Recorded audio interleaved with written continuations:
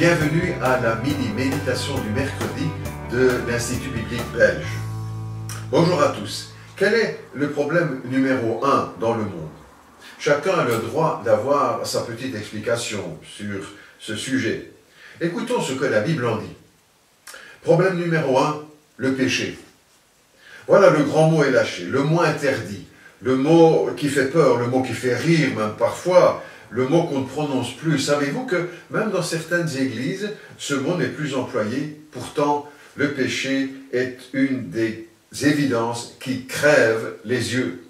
Jetez un coup d'œil autour de vous, lisez les journaux, écoutez la radio, regardez la télévision. Meurtre, jalousie, adultère, vol, mensonge, ivrognerie, pornographie, haine, scandale financier. La Bible appelle cela le péché. Maintenant, regardez en vous-même. N'y trouvez-vous pas à peu près les mêmes choses?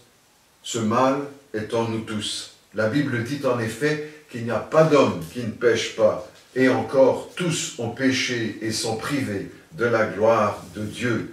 C'est l'une des vérités les plus difficiles à accepter. Nous sommes pécheurs.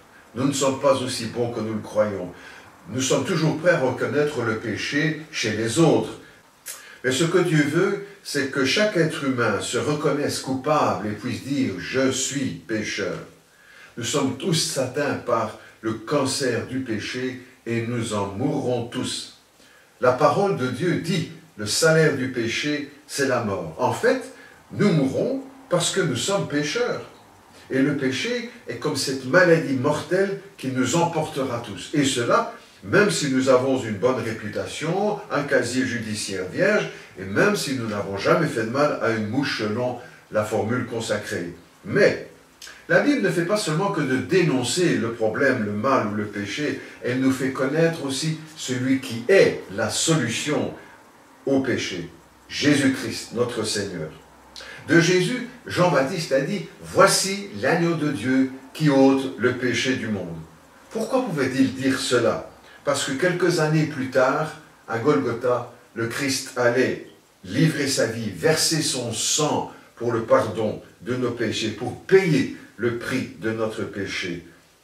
La Bible dit, nous avons le pardon des péchés par le sang de Jésus-Christ.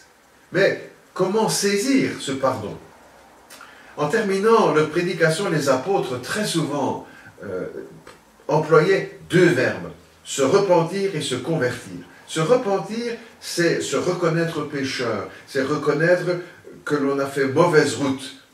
Et se convertir, c'est se tourner vers Dieu, c'est changer de direction, c'est se tourner vers le Christ. Vos péchés ont-ils été pardonnés? Ce problème a-t-il été réglé?